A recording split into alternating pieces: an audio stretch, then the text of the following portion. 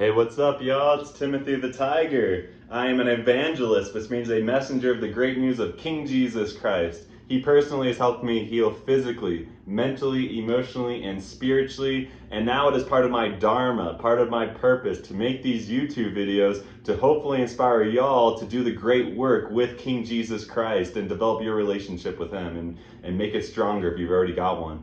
So today, I want to read you a short story from my teacher, Paramhansa Yogananda, and it's going to be a bit different. I'm going to do a screen recording on my iPad as I read the story, but essentially, the gist of the story is that don't let spiritual powers get to your head. And to some people, that might be new news, like spiritual powers. What does that mean? Well, on this channel, we talk about Christ, Krishna consciousness, that the whole purpose of this life is to become enlightened, to realize that we're not just a man, we're not just a woman, we're not just human, we are a superman, we are a superwoman, we are superhuman, that we are gods and goddesses with the lowercase g, because Jesus Christ, he says, is it not written in your law, ye are gods? And he was referring to the book of Psalms chapter 82 verse 6, where it says, ye are gods and all of you are children of the Most High. He also says, the works that I do, you'll be able to do the same works and more because I go to the Father. By works, he meant miracles. So he's saying, the miracles I do, you are going to be able to do the same miracles and more because I go to the Father. He also gives another example. Oh, what did he say? I'm blanking right now. Sorry. But essentially,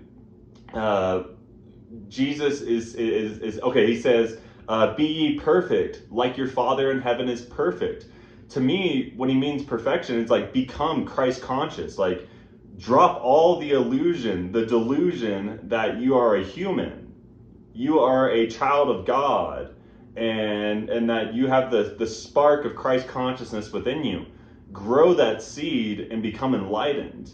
And so that's my whole take on the gospel, is that real salvation is by working in tandem with King Jesus Christ and becoming enlightened. And so along that journey of enlightenment, gifts come. And some of the gifts are the clairs. Like you got clairvoyance, which is being able to see, claircognizance, which is clear knowing, clairvoyance is seeing.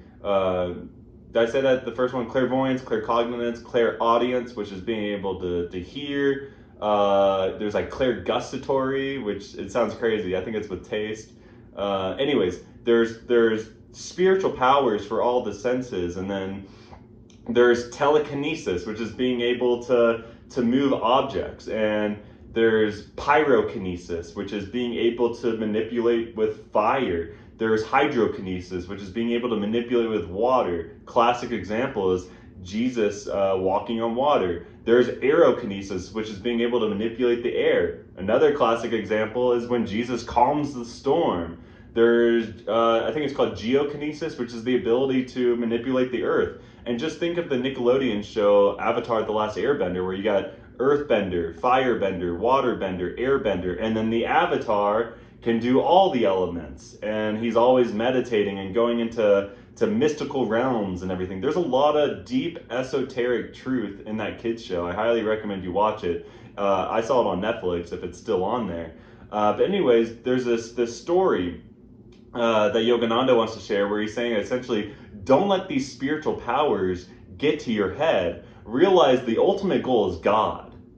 It's cool. It's cool to be a superhero and do all these powers. And similar to what I've talked about on this channel, I believe this is related to the 144,000. And so we'll get into the story now. This book is called Journey to Self-Realization by Paramhansa Yogananda, and it's a collection of his talks and essays. And so here, this is a story that I came across and I highlighted. So there is a story of the mystic Madhusudan and his meeting with the Gorakhnath, the saint of Gorakhpur, where my body was born. When I heard this story, that cured me of any wish for miraculous powers. Gorakhnath had attained all the 8 powers, or Aishwaryas, of a fully enlightened yogi. The footnote says the Aishwaryas, or siddhis, maybe you've heard siddhis, I've heard of siddhis before, divine powers that manifest as the yogi advances through the highest stages of spiritual evolution, are discussed by Patanjali in his Yoga Sutras and by Swami Shri Yukteswar in the Holy Science. At the time of his departure from the body, he wanted to bestow his powers on some worthy soul. The masters can do that, even as the mantle of Elijah's power was passed to Elisha. 2 Kings, chapter 2, 9 through 14. And Jesus Christ teaches that Elijah reincarnated as John the Baptist and Elisha reincarnated as King Jesus Christ. Okay, so the masters can do that, even as the mantle of Elijah's power was passed to Elisha. One day, Goraknath saw in vision a young man, a very spiritual soul, standing by the Ganges in Benares. Benares is another word for Varanasi, having the power to transport himself astrally from one place to another. Goraknath appeared before the young man, Madhusudan, who looked up and, seeing the saint, said, "Please do not stand in front of me. You are obstructing the sun." The saint replied, "You do not know who I am. I am Goraknath." "I know," the young man said, "but I am busy now with my devotions." After some time, the devotee inquired of the saint, "What is it you want of me?" Goraknath explained, "I have 8 powers, and the one to whom I give this Chintamani, a mystical gem that grants all wishes, will have these powers. I wish to offer them to you." Madhusudan said, "All right, give them to me." Whereupon, to the great astonishment of Goraknath, he took the mystical gem and threw it far out into the waters of the Ganges. "Why did you do that?" Goraknath demanded. Then the young man said, "Delusion still, delusion still. Those powers were given to me to do with as I wished, were they not? Well, that is the only use I have for them. Compared to that which I already have, they are nothing." The great Goraknath bowed down to him and said, "You have rid me of the last delusion that was keeping me from God." Even the great ones sometimes get distracted from the goal. Goraknath was so enamored with his powers that he had not gone beyond them to God. But when at last he renounced attachment to that treasured possession, he attained God union. You see, delusion takes many forms, but the divine devotee is like the single-hearted Madhusudan in this story. When you love God, you do not desire anything else, because God is the most lovable of anything you could possess. The devotee will accept no substitute for God. He knows that God is all in all, that He is ever present, and that He alone is a sure refuge from the travails of life.